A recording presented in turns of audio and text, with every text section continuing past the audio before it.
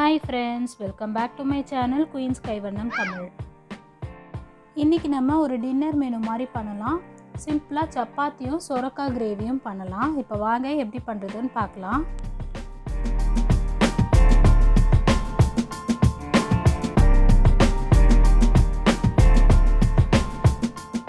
சப்பாத்தி மாவு ஒரு 2-3 வாட்டி எப்படி பிசையறதுன்னு காமிச்சிருக்கேன். அதனால் நான் இந்த வாட்டி காட்டலை.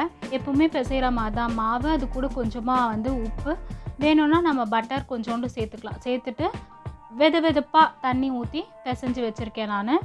அதே மாதிரி கிரேவிக்கு ரெடி பண்ணி வச்சுருக்கேன்.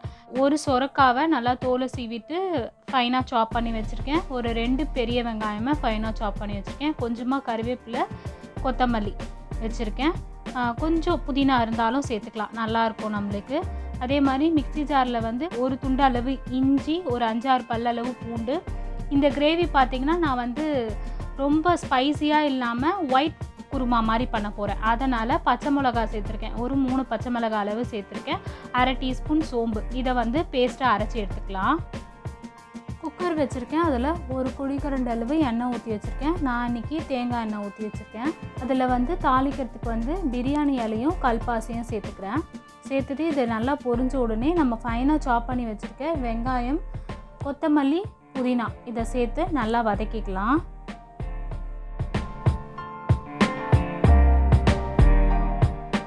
வெங்காயம் நல்லா வதங்கிடுச்சு. இந்த ஸ்டேஜில் நம்ம இஞ்சி, பூண்டு, பச்சை மிளகாய், சோம்பு இதெல்லாம் போட்டு அரைச்சி வச்சுருக்கோம் இல்லையா, நல்லா ஃபைன் பேஸ்ட்டாக. அது கூட நம்ம காரத்துக்காக பச்சை மிளகாவும் சேர்த்து அரைச்சிருக்கோம்.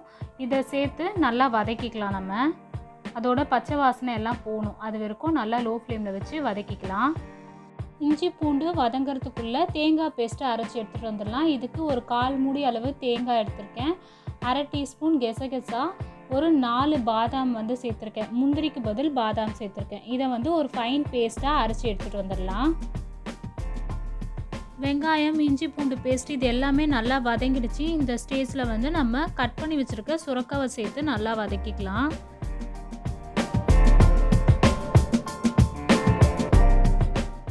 சுரக்காய் சேர்த்து ஒரு 5 நிமிஷம் நல்லா வதக்கியாச்சு. இதில் அடுத்ததாக நம்ம தேங்காய் பேஸ்ட்டு அரைச்சி வச்சுருக்கோம் இல்லையா, அதை சேர்த்து நல்லா வதக்கிட்டு இந்த கிரேவிக்கு தேவையான அளவு தண்ணி ஊற்றிட்டு கொஞ்சமாக உப்பு நம்ம ஃபஸ்ட்லேருந்தே சேர்க்கவே இல்லை, அதனால் இந்த கிரேவிக்கு தேவையான அளவு உப்பு சேர்த்துக்கலாம். சேர்த்துட்டு ஒரு 1/4 டீஸ்பூன் அளவு கரம் மசாலா தூள் சேர்த்துட்டு மிக்ஸ் பண்ணி விட்டுடலாம். கிரேவியோட திக்னஸ் மட்டும் பார்த்துக்கோங்க, அவங்கவுங்க விருப்பத்துக்கு ஏற்ற மாதிரி நம்ம தண்ணி ஊற்றிக்கலாம். இப்போ எனக்கு கரெக்டான கன்சிஸ்டன்சியில் இருக்குது. குக்கரை மூடிட்டு நான் மீடியம் ஃப்ளேமில் 3 விசில் விட்டுட்டு கேஸ் ஆஃப் பண்ணிட்டோம் அப்படின்னா கிரேவி ரெடி ஆகிடும். குக்கர் விசில் வர்றதுக்குள்ளே நம்ம சப்பாத்தி தரட்டி எடுத்துக்கலாம்.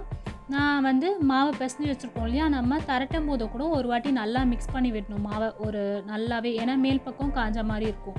அதனால் நம்ம நல்லா ஒரு வாட்டி அழுத்தி பிசைஞ்சிட்டு சின்ன சின்ன பால்ஸாக ரவுண்டாக உருட்டி வச்சுட்டு அதை மைதா மாவு டஸ்டிங் வச்சு தரட்டி எடுத்துக்கிறேன் நான்.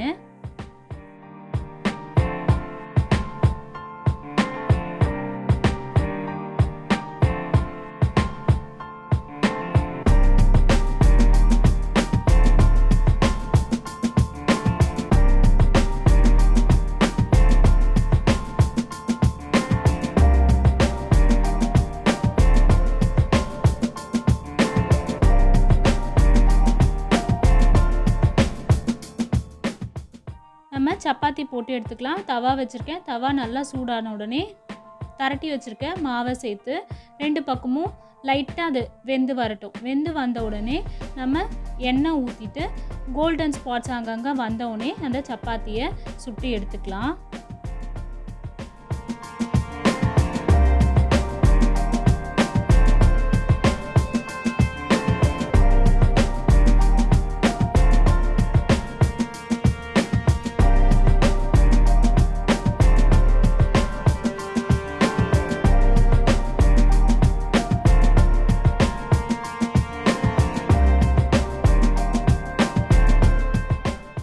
கிரேவி ரெடி ஆகிடுச்சு. இப்போ ஓப்பன் பண்ணிவிட்டு பார்க்கலாம். காயெலாம் நல்லா வெந்துருச்சு. இது வந்து இந்த வெள்ளை குருமான்றது இது ஒரு டிஃப்ரெண்ட்டான டேஸ்ட்டில் இருக்கும்.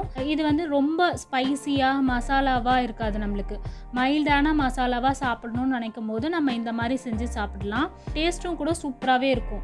எனி டைம் மசாலாவாக இல்லாமல் டேஸ்ட்டும் கூட சூப்பராக இருக்கும். அதே மாதிரி இந்த வெயில் டைமுக்கு நம்ம இந்த மாதிரி சுரக்காய், அதே மாதிரி பீர்த்தங்காய், இந்த மாதிரி தண்ணி காய்கறிகள் வந்து நம்ம சேர்த்துக்கிட்டோம் அப்படின்னா நம்ம உடம்புக்கு நல்லதாக இருக்கும்.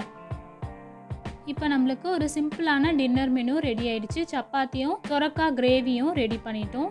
இது பார்த்தீங்கன்னா சூப்பராக இருக்கும். நீங்கள் ஒரு வாட்டி ட்ரை பண்ணி பாருங்கள். ட்ரை பண்ணிவிட்டு எங்களுக்கு கமெண்ட் பண்ணுங்கள்.